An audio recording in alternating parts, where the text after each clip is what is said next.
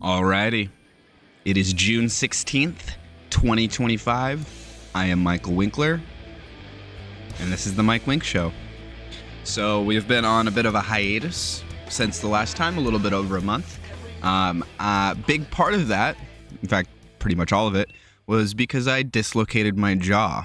So a little bit of story time here. I play on a couple of adult men's ice hockey teams, and I play center typically. So I'm driving a lot of the offense into the offensive zone, our offensive zone, their defensive zone. And I'm coming into their corner, so it would be our offensive corner, their defensive corner, sort of behind their net. And I'm going after a puck, and me and one of their defensemen he's to my left, and we're coming in at about the same time, about parallel, and that happens sometimes. And when that happens, you kind of have this split-second thing where you and the other guy realize you're going to get there at the same time, and so you kind of jockey for position whose stick is under or over the other so they can get first touch on the puck. Because depending on the configuration of exactly where the puck is and exactly where you two are in relation to each other, having your stick above or below the other stick is basically the difference maker between whether you're going to get first touch on the puck and win the stick battle. And so we're coming in, and I make the move on him. I think I'm just maybe faster than this. This is an older guy. He looked like he was in his 50s or something, so maybe he's just a little slower.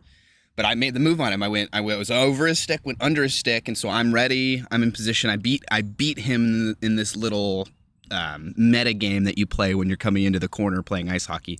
I beat him. I got my stick under him, and I'm ready.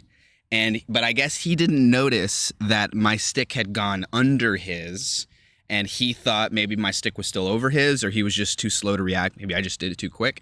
And he tries to lift my stick up as if my stick's over his stick. It's like if this is his stick and this is mine, he tries to lift my stick to get access to the puck. Well, my stick was already moved under. My stick is no longer here. So when he tries to lift my stick, there's nothing there to stop it. And he just lifts his stick right into just right into my chin. And it felt fine. I mean, I'm wearing a helmet, and it only made contact with the cage of the helmet. So, like, it's not like it hit my neck. It didn't actually hit, the stick didn't physically touch my chin. It hit the helmet that was on my chin. So I thought I was fine. I got bumped. It happens in hockey. You wear a helmet for a reason. You get bumped in the head sometimes from sticks, pucks, whatever. But I shake it off, take a stride towards the puck, and realize I can't close my mouth. I can't close my mouth. And I'm like, I try to close it, try to really clench it. Like, oh, maybe it's like, sort of like your thumb can sometimes get like, at least for me, sometimes my thumb gets kind of stuck, locked open. And if I force it to close, it'll do the job. So I thought maybe that would work. And so I had to close it, and it hurt really bad. And I was like, oh shit, I can't. I mean, you can't play hockey. You can't play ice hockey if you can't close your freaking mouth, right? The chin guard of my helmet is trying to force my mouth closed, and I'm hanging permanently open, and it hurts like a bitch. And I'm just imagining, like, bro, if I get hit in the chin again, I could actually seriously hurt my jaw. And so I just had to get off the ice. And we actually have a doctor on our team. He's not like a jaw doctor or an ER person. I think he's some sort of specialist. He's not dermatology, but some random specialty. So he told me, he's like, I'm not an ER doctor. I don't know. I don't know what I'm feeling for. Like, he kind of felt around my chin a little bit, and he was like, I mean, see, it feels fine to me. He's like, but honestly, I don't think I'd be able to tell. He's like, if it was dislocated or something, he's like, I don't have the skills. That's an ER doctor thing. I'm a foot specialist or whatever. It was just one side. So what was really weird about it at the time is I could tell it was one side. It was just my left side, but the right side felt totally fine. It felt like just the left side dislocated, but I still had, like, it's not like I was full lockjaw. Like, if you've ever seen videos of people who have gotten full lockout jaw dislocation, they're like full jaw lockout and they can't close their mouth at all. I was kind of halfway because I had a subluxation dislocation. So it dislocated, but it popped itself right back in.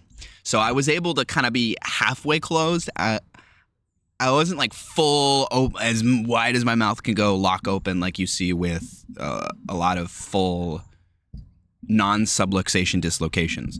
But mine just dislocated on this side and popped itself back in immediately. So I did kind of tear some stuff up here, and apparently up here swells real easily, and mobility loss happens really, really easily. Kind of up by my ear, the very tippy top of your jaw, up by your ear. It was so weird, though, having that injury and then having up here, like you get hit in the jaw, and then up here by your ear hurts and feels really weird and wrong. It was really concerning. I was really worried I seriously messed up my jaw in some kind of way. So I sat there on the bench for like 10 more minutes after the doctor looked at it, hoping that maybe somehow it would just fix itself or it'd get better. And it got maybe 10% better as I was sitting on the bench, but I still couldn't close my mouth. And I'm like, I can't. I mean, I have to go to the doctor. I mean, what am I going to do? You know, most other injuries, I hurt my arm and I'm like, oh, it's like borderline if it's maybe fractured or something. I would typically go home and like sleep at night and see how it felt in the morning. Because a lot of the times you get those injuries where it's like it feels worse than it actually is in the moment. And then if you just gave it a day rest, it'd be fine. But if I can't close my mouth, I feel like there's nothing else I could really do besides go to the ER.